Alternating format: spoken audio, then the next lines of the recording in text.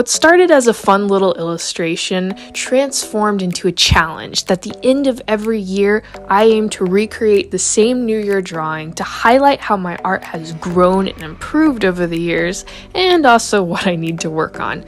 I also record and share the process of every illustration so that you can see how the brainstorming goes into the illustration from the rough drafts that lead to the final product. So without further ado, let's see how I get to my final product in this New Year redraw. It's the Lily Factor! Ding! So unlike the last two New Year redraws, I was actually excited in anticipation of doing this redraw this year. Partially because I had a better idea of what I wanted to do, but I've just been really practicing and growing in digital art more lately, and I've also sort of fallen back in love with art over this year, so I really was eager and ready to show that change in me. Before I began the actual illustration, I had this desire to draw a portrait of the character, and I'm really grateful that I did because it gave me an idea of how I wanted to color the character for the illustration. For example, I draw some blue lines on the character, which I found kind of interesting, so I wanted to apply that for the illustration. That's about the only brainstorming done on parchment that I did for this illustration. Everything else was just following the idea in my head. I kind of learned to do this based on an illustration I'd done prior to this, which I have a video process for that in the works. But because of that, it taught me, don't overthink it and get all technical with the brainstorming, just have fun, just create because you love to create.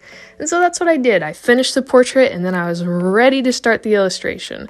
I did 2 rough sketches of trying to get an idea of the pose of the character, and then I ended up with this sketch where I started to get an idea of what I wanted. Another thing I like to do for these New Year videos is talk about how I've grown artistically and things I've accomplished over the years and things I've learned and want to grow on. So I'm definitely going to cover some of that throughout the video. While it's a good way to document my growth for myself, I also don't do it just to blather on about myself to other people, but so that you can hear what I've learned and factor it in your own lives. With the sketch almost finished, I just tweaked the arm. It was originally down, but I raised it up because down it looked a little awkward. And that way everything in her pose, including her clothes, are all spaced out. Nothing's overlapping and causing any tangents, so it gives her good silhouette value. Then I roughly sketched out the background, and it honestly just looks like a big red blur of nothing on camera, but I promise you, in person it doesn't look like that. And then I started filling in the colors to make sure that everything in the background did actually work and looked right. As for the background when I'm drawing, I stayed true every year to adding in the wall, the water, the lanterns, since all the illustrations feature that. But this time I elaborated on something I was trying to do for the background with last year's illustration, but because of time and my lack of desire to draw, I couldn't get it the way I wanted it to be. But basically last year's drawing, she was supposed to have a Ferris wheel behind her, but it ended up looking like a starburst. I don't think it was very clear what was behind her. But why would I want to add a Ferris wheel? Well, the whole background is inspired off of a real beach I love to visit that has these walls and lanterns and everything. But also, its history used to have an amusement park. And so I decided to pay homage to that and draw an amusement park background. So this time I added a roller coaster and a tower and another object you'll see very soon to elaborate more on the background, show off how I'm learning and growing in background drawing. Then I wanted to more fully color the character, so I started adding line art, but I realized it just took away the loose motion that the character had. So instead I just touched up the sketch by erasing some excess lines, and then I started coloring behind the sketch. I also didn't even change the color of the sketch because it just didn't look right any other color. And now I'm finally adding the last thing I wanted to add to the background, which is none other than a porta potty. Not only because you can always see porta potties at any carnival you go to, but because last year's drawing, I was drawing the cart to the Ferris wheel in the background, and my friend pointed out that it looked like a porta potty, and it really does now that I'm looking back on it. Of course, those carts slash porta potties were blocked by the waves in the last illustration, but they are still there. But I wanted to pay homage to that by adding a porta potty, and it's also kind of tying into an inside joke between my family and friends. You guys know what I'm talking about. So in last year's New Year drawing video, I kind of talk about how I was struggling with an interest in drawing and how I just felt like I was not accomplishing anything and unproductive and struggling with that. And I didn't really offer up a solution because I hadn't found one yet. The end of 2021, the entire year of 2022, and the beginning of this year, I was just struggling. In the beginning of this year, I really began to spiral. What I realized later on in this year was that I was starting to my passion, my interests were starting to slip away from me, and that to me felt like I was losing my purpose. Problem was not so much that I actually was losing my purpose, but that I was losing the idea of what really began my purpose. My purpose was being construed as my identity, when really my identity is only in my creator alone, and he gives me my purpose.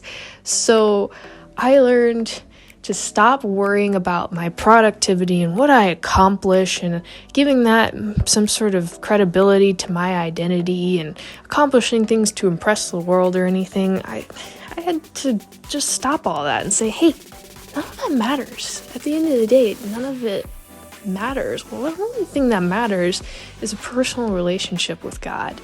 So once I figured that out, then my love for art started to come back and things started to change. And the way to factor that in, even if you're not necessarily going through that, if you have spurts where your art is starting to kind of fizzle your interest, maybe you need to stop and assess, why are you creating in the first place? Where is your mindset? And that doesn't have to be for just drawing. That can be with any art and interest you have.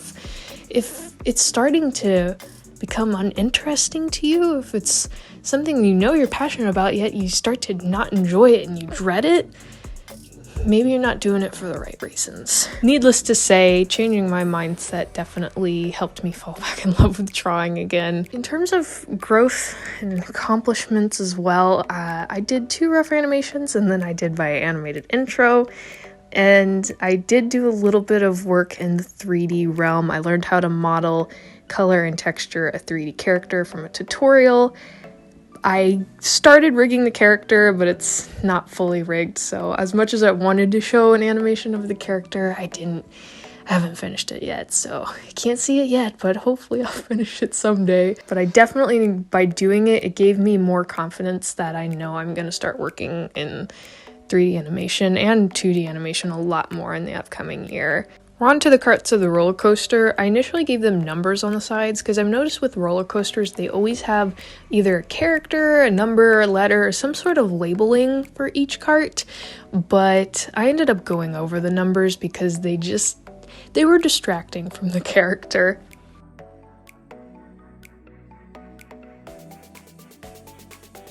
Lastly, I want to talk about things I've learned with this channel. This year, I worked harder on every video I made and shared here that I wanted to make sure the editing, I really experimented with it and tried new things and challenged myself to find new ways to tell the story in every shot and every way the video is edited better. But one other thing was something my aunt said to me during a family reunion.